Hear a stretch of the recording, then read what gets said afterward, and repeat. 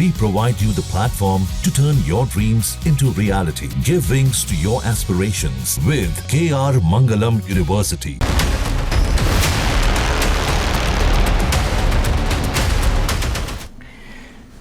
नमस्कार, मैं आपके साथ रोहित रंजन। भारत और पाकिस्तान में सीजफायर के बाद एक शब्द अचानक से चर्चा में आ गया और वो है परमाणु ब्लैकमेलिंग। आखिर ये परमाणु ब्लैकमेलिंग है क्या? क्या पाकिस्तान ने परमाणु हमले का प्रोपेगेंडा खड़ा किया? प्रधानमंत्री मोदी को ये कहकर पाकिस्तान और पूरी दुनिया को क्यों सख्त संदेश दिया उन्होंने कि भारत पर किसी परमाणु ब्लैकमेलिंग का कोई असर नहीं होगा? एक रिपोर्ट दिखाते हैं।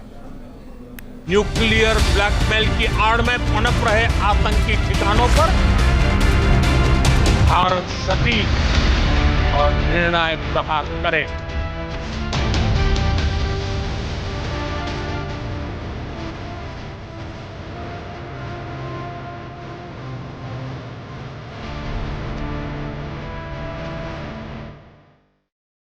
पाकिस्तान में ऐसा कोई ठिकाना नहीं है जहां बैठकर आतंकवादी चैन की सांस ले सके।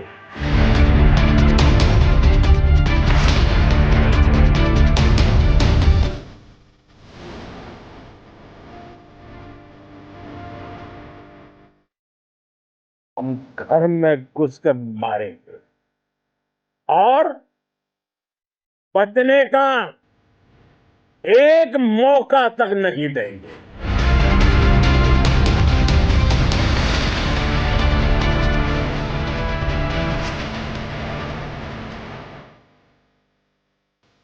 भारत ने पहले पाकिस्तान में मौजूद आतंकी अड्डों को निशाना बनाकर पहलगाम में 26 निर्दोष लोगों की हत्या का बदला लिया।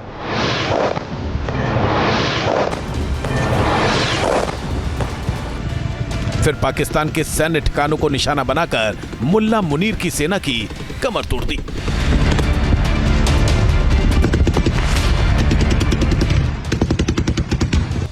भारत ने रावलपिंडी के नूर खान एयरबेस पर निशाना बनाकर यह भी दिखा दिया कि अब पाकिस्तान का कोई शहर सुरक्षित नहीं है। नूर खान बेस में आके गिरा है, ये अटैक हुआ है नूर खान बेस पे। रावलपिंडी तक भारतीय सेना की पहुंच के बाद पाकिस्तान में डर का माहौल बन गया, क्योंकि इस एयरबेस के पास ही पाकिस्तान की सेना का मुख्यालय है। इसके कुछ ही किलोमीटर की दूरी पर पाकिस्तान की राजधानी इस्लामाबाद भी है। भारतीय सेना ने न केवल पाकिस्तान पर ताबड़तोड़ प्रहार किया, बल्कि उसकी मिसाइलों और ड्रोन्स को अपने शक्तिशाली एयर डिफेंस सिस्टम के दम पर मार गिराया।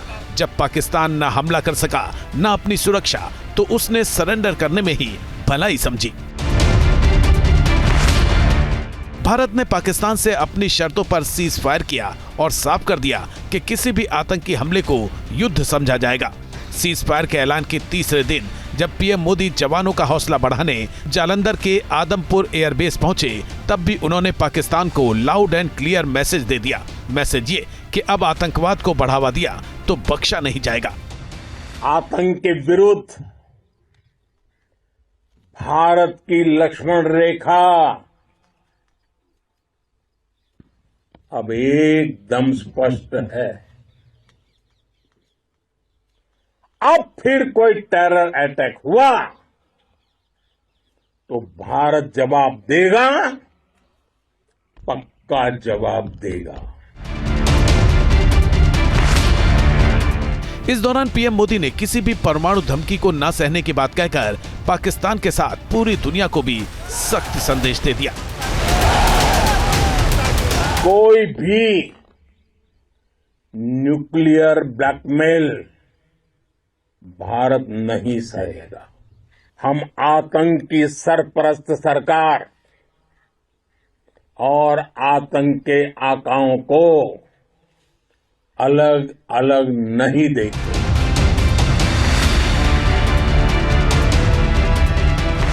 पीएम मोदी ने यह बात इसलिए कही क्योंकि खबरें आ रही थी कि भारतीय सेना के अटैक से बचने के लिए पाकिस्तान ने परमाणु हमले का ढोल बजाया और अपने न्यूक्लियर साइट्स के खतरे में होने की अफवाह फैलाने लगा, ताकि पूरी दुनिया भारत पर युद्ध विराम के लिए दबाव डालने लगे। पाकिस्तान ने उसके एयरबेस और अहम सैन्य ठिकानों पर स्ट्राइक के बाद ये प्रोपेगेंडा फैलाने की कोशिश की थी कि भारत उसके परमाणु ठिकानों को निशाना बना सकता है। हद तो तब हो गई जब सीज़फायर के बाद अमेरिकी राष्ट्रपति डोनाल्ड ट्रंप ने दोनों देशों के पास परमाणु बम होने की बात कहकर संघर्ष खत्म कराने का श्रेय लेने की कोशिश की। My administration helped broker a full and immediate ceasefire, I think a permanent one, between India and Pakistan, ending a dangerous conflict of two nations with lots of nuclear weapons. दरअसल पाकिस्तान पहलगाम आतंकी हमले के बाद से ही परमाणु हथियारों के नाम पर गीदड़ भभकी दे रहा था, जो सीज फायर के बाद तक जारी है। 4 दिनों में ही घुटने टेक देने वाले पाकिस्तान के रक्षा मंत्री अब डींगे मार रहे हैं कि उनकी सेना ने भारत के अहम रणनीतिक और कारोबारी ठिकानों को निशाना बनाने का फैसला ले लिया था। दरअसल न्यूक्लियर ब्लैकमेल रणनीतिक और राजनीतिक दबाव बनाने का एक तरीका है। इसमें कोई देश दूसरे देश पर परमाणु हथियारों का इस्तेमाल करने की धमकी देता है। ऐसा करके वो देश अपनी बातें मनवाने की कोशिश करता है। इसमें एक देश दूसरे देश को ये भी बताने की कोशिश करता है कि अगर उसकी तरफ किसी ने आंख उठाई तो वो परमाणु हथियारों का इस्तेमाल किसी भी वक्त कर सकता है। इसे खुली या अप्रत्यक्ष धमकी के रूप में दिया जाता है। पाकिस्तान ने इसी हथियार का इस्तेमाल करने की कोशिश की, लेकिन भारत पर किसी धमकी का असर नहीं हुआ। भारत ने अपनी शर्तों पर सीज फायर करवाया और साफ कर दिया कि पाकिस्तान के खिलाफ लिए गए सिंधु जल संधि को स्थगित करने जैसे फैसले वापस नहीं होंगे। पीएम मोदी ने किसी भी न्यूक्लियर ब्लैकमेल का असर न होने की बात करके एक बार फिर साफ कर दिया कि भारत आतंकवाद से कोई समझौता नहीं करेगा। जब हमारी फौजें न्यूक्लियर ब्लैकमेल की धमकी की हवा निकाल देती है तो आकाश से पाताल तक एक ही बात गूंजती है, भारत माता की जय।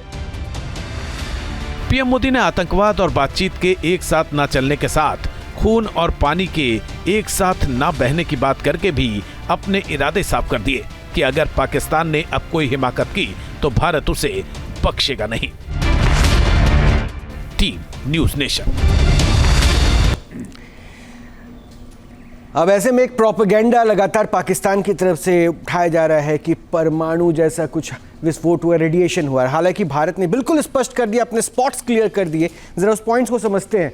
रवि के गुप्ता साहब हमारे साथ हैं, पूर्व निदेशक हैं डीआरडीओ के, और हमारे साथ स्टूडियो में मौजूद है lieutenant general retired Nitin Kohli, रक्षा विशेषज्ञ। नितिन जी बहुत बहुत स्वागत है। रवि जी आपका भी बहुत बहुत स्वागत है।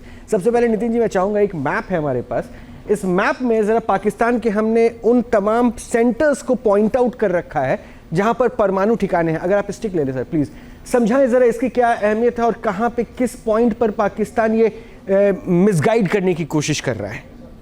देखिए, ये लिस्ट का मुझे सोर्स मालूम नहीं आप कहाँ से लाए हैं, लेकिन किसी भी देश के जो न्यूक्लियर स्टोरेज है या जो उनके ठिकाने हैं वो उनको ओपनली ऐसे ओपन सोर्स पे नहीं डालेगा। लेकिन जो एक कॉमन नॉलेज है, जो हमको पता है कि रावलपिंडी के पास में 2 जगह है, एक है निलोर और एक है कहूटा। वहाँ पर इनका न्यूक्लियर कॉम्प्लेक्स है। फिर ये है कहूटा, ये कहूटा है। देन ये खुशाब भी एक जगह है जहाँ पर भी इनका एक कॉम्प्लेक्स है। खरान रेगिस्तान में भी कुछ है, और एक डेरा गाजी खान है यहाँ पर एक जगह। अच्छा, वहाँ पर इनका कुछ है न्यूक्लियर कॉम्प्लेक्स, जहाँ पे जो ओपन सोर्स की नॉलेज है कि प्लूटोनियम को ये लोग रिफाइन करते हैं। उसके पीछे चुगाई हिल्स हैं जो कि जकोबाबाद के पास में है, जहाँ पर कल हमला हुआ है। ऐसे ही कई जगह पर उन्होंने रखा होगा, तो ये उनके पास है। अच्छा। वो एक न्यूक्लियर पावर है, ये एक ओपन सोर्स की नॉलेज है, सबको मालूम है। तकरीबन 170 के करीब इनके पास न्यूक्लियर वेपन्स हैं। छोटे छोटे ही हैं, ज़्यादा बड़े नहीं हैं, बट वो इनके पास। मैं एक काम करता हूँ, जो सोर्सेज से हमें जानकारी मिली है, क्योंकि हम उसी सोर्सेज को दिखा रहे हैं, उससे स्टोरेज साइट्स कहाँ कहाँ पे है, एक बार वो लोकेशन भी हम दिखा देते हैं आपको। ये स्टोरेज साइट जिसकी बात आप कर रहे थे, शायद इसमें हमने ऑलमोस्ट सारे डिटेल्स कैरी किए हैं। ये स्टोरेज साइट्स, ये आप इससे इत्तेफाक रख रहे हैं? मैं रख रहा हूँ, लेकिन मैं ये कह रहा हूँ कि इसका सोर्स आपको मालूम होगा क्या सोर्स है। और अगर एक्चुअली पाकिस्तान का स्टोरेज ये है तो वो इस तरह से नहीं होगा। देखिए क्या होता है किसी स्टोरेज साइट में ना, जैसे किराना की जैसे बात कर रहे हैं, लीजिए जो आजकल आपके मीडिया में चल रहा है, कई टनल्स बनी हुई हैं वहाँ पर। अब क्या लोकेशन है, किस टनल में क्या रखा है, तो ये उस कंट्री का ही वो होता है। जनरली लोकेशन जो है मैंने आपको ये कुछ लोकेशन बता दी, और आपके पास भी आई एम श्योर कोई आपका सोर्स ठीक होगा जिसने ये लोकेशन दी है। जो पॉइंट आपने ऑलमोस्ट पॉइंट आउट किया था वो जी। सारे सवाल हैं। हमारे साथ DRDO के पूर्व निदेशक रवि जी भी हैं। रवि जी, ये जो स्टोरेज पॉइंट्स हम दिखा रहे हैं, न्यूक्लियर स्टोरेज पॉइंट्स, हालांकि उसकी रेलिवेंसी पे कोहली साहब एक क्वेश्चन मार्क लेके चल रहे हैं, लेकिन ऐसा तो है ना कि भारत अपने खुफिया तंत्र से भी उन सेंटर्स को ज़रूर पॉइंट आउट करने की कोशिश तो करता होगा। देखिए, ये जो खुफिया तंत्र से हम क्या जानकारी लेंगे और क्या उनका क्या उपयोग करेंगे, ये तो खुफिया देश के लिए हमारे एक सीक्रेट की बात होती है, ये डिस्कस करने की बात नहीं होती है। हर देश एक दूसरे के प्रति कोशिश करता है अधिक से अधिक जानकारी जुटाने की, और ये मिलिट्री का एक ऑपरेशनल एक तरीका होता है। तो लेकिन आपने जैसे अभी बात बताया मुझे कि न्यूक्लियर ब्लैकमेल की जब बात करते हैं, देखिए प्रश्न ये है कि न्यूक्लियर ब्लैकमेल किस चीज के दो तरह का है। एक तो ये है कि उसने पाकिस्तान कहता है कि मैं आप पर न्यूक्लियर हमला करूं, तो भाई हमारी न्यूक्लियर डॉक्ट्राइन बिल्कुल स्पष्ट है। हमने जब अपने आप को, भारत को एक न्यूक्लियर पावर डिक्लेयर किया था, तो हमने उसके साथ ही अपनी न्यूक्लियर डॉक्ट्राइन बताई थी, और उसके डिटेल में है। लेकिन जो दो मुख्य उसके अंग हैं कि पहली बात तो हम ऐसे किसी देश पे हमला नहीं करेंगे आणविक हथियारों से जिसके पास आणविक हथियार नहीं है। ओके। दूसरी बात ये थी कि अगर हमारे ऊपर कहीं से भी हमला होता है, तो जहां से हमला हुआ है हम उसके ऊपर पूरी शक्ति के साथ आक्रमण, न्यूक्लियर आक्रमण करेंगे। और ये हमला हम खाली यही नहीं कह रहे कि न्यूक्लियर होगा, हम कहते हैं कि कोई भी किसी भी प्रकार का वेपन्स ऑफ मास डिस्ट्रक्शन, जिसे कहते हैं महाविनाशकारी हथियार, वो केमिकल वेपन्स भी हो सकते हैं, वो बायोलॉजिकल वेपन्स भी हो सकते हैं। तो अगर ऐसा हमला होता है तो हमें उसके ऊपर जहां से वो आए हैं वहां अटैक करने का पूरा अधिकार है। बिल्कुल सर। रवि साहब, मैं आ रहा हूं, लेकिन आपने एक पॉइंट जो कहा नितिन जी और रवि जी ने कि भाई ये जो जानकारी है इस तरह से पब्लिकली नहीं आ सकती, अब इसके पीछे नैरेटिव क्यों बना, मैं जरा वो एक रिपोर्ट के जरिए समझाता हूं। क्योंकि भारत के निशाने पर पाकिस्तान की न्यूक्लियर साइट्स होने की बात आई कैसे, फैली कहां से? सवाल ये है कि क्या एयरबेस पर हमलों के बाद पाकिस्तान की सेना की कमर टूट गई? क्योंकि हमने भी, गवर्नमेंट ऑफ इंडिया और उनके तरफ से जितने भी हमारे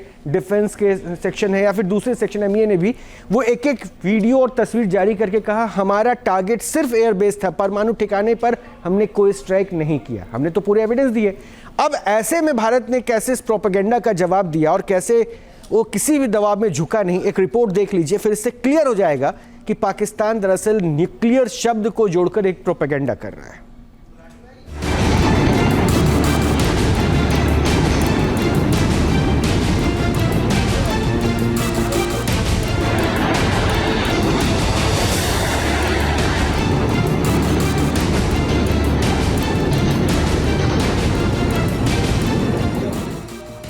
रावलपिंडी का नूर खान एयरबेस मिसाइल के प्रहार से तबाह।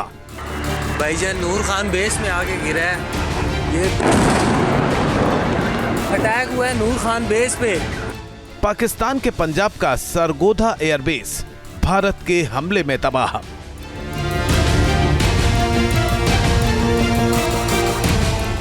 सिंध में मौजूद भोलारी एयरबेस भारत के हमले में नेस्तनाबूद।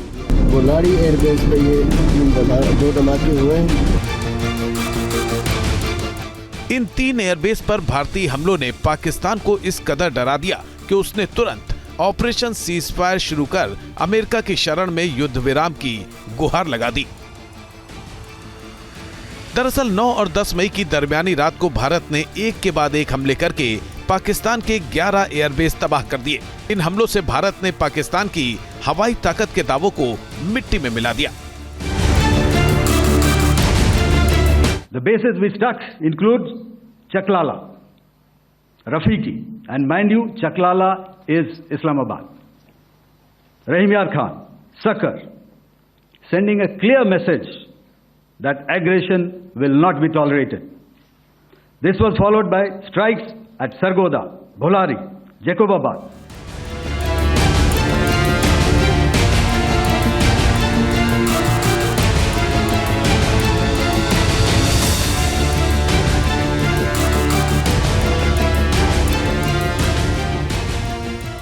हमलों के बाद बड़ी बड़ी डींगे मारने वाले पाकिस्तान और उसकी सेना को यह समझ में आ गया था कि वो भारत के सामने नहीं टिक सकता।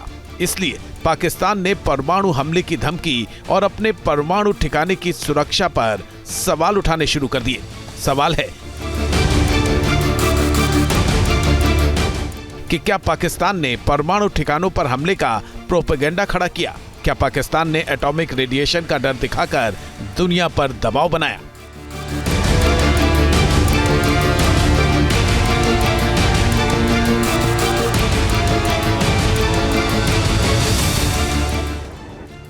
ये सवाल इसलिए उठे क्योंकि भारतीय हमलों का निशाना बने नूर खान एयरबेस और भोलारी एयरबेस के पास पाकिस्तान के परमाणु ठिकाने मौजूद हैं। सरगोदा एयरबेस के पास भी पाकिस्तान की चोरी छुपे चलाई जा रही परमाणु साइट की बात सामने आती रही है। इसीलिए जब इन एयरबेस पर हमले हुए तो ये बात फैली या जानबूझकर फैलाई गई कि भारत पाकिस्तान के परमाणु ठिकानों को भी निशाना बना सकता है। पाकिस्तान की तरफ से सोशल मीडिया पर भी ऐसे कई वीडियो वायरल किए गए जिसमें उसकी परमाणु साइट्स पर हमले का हवा खड़ा किया गया था। किराना पहाड़ी ਦੇ ਵਿੱਚ अटैक हो गया, मजार अटैक होया और दूजे एक और अटैक हो गया। पाकिस्तान ने परमाणु साइट्स पर खतरे का डर दिखाया और इज्जत बचाने के लिए अमेरिका की शरण में पहुंच गया। हालांकि भारतीय सेना ने साफ किया कि उसने सिर्फ पाकिस्तान के एयरबेस को ही निशाना बनाया था। सरगोदा एयरबेस के पास जिस किरना हिल्स पर हमले की बात कही जा रही थी, भारतीय सेना ने उसे भी सिरे से नकार दिया। Media, the Twitter is abuzz with the fact that we hit a site called Kirana Hills, which is supposed to be the nuclear storage facility, and there is a lot of rumors about Sargodha. There are foreign analysts who've mentioned that the Sargodha attack led to certain leaks. Is there a confirmation that we actually hit Kirana Hills, or we were careful of not to do any such thing? Thank you. Thank you for telling us that Kirana Hill houses some nuclear installation. We did not know about it. Okay. And we've not hit Kirana Hills, whatever is there. Pakistan ने परमाणु ठिकानों पर हमले का propaganda खड़ा करने की कोशिश की, भारत पर दबाव बनाने की कोशिश की। हालांकि भारत किसी दबाव में नहीं झुका। थक हार कर खुद पाकिस्तान के डीजीएमओ ने भारतीय डीजीएमओ को फोन करके सीज फायर करने की गुहार लगाई। इसके बाद भारत अपनी शर्तों पर सीज फायर को राजी हुआ। हालांकि पाकिस्तान अपनी हरकतों से फिर भी बाज नहीं आया। उसने हार को भी जीत बताने की कोशिश की, जिसे विदेश मंत्रालय ने उसकी फितरत करार दिया। Clear answer, claiming victory is an old habit. 1975 की बात यही थी, 71 की बात यही रही, 1999 करगिल वॉर में भी यही राग आलापा। तो पाकिस्तान का तो पुराना ये उनका ढोल बजाने का है, जो रवैया है, आलापने का रवैया है, ढोल बहुत पुराना है।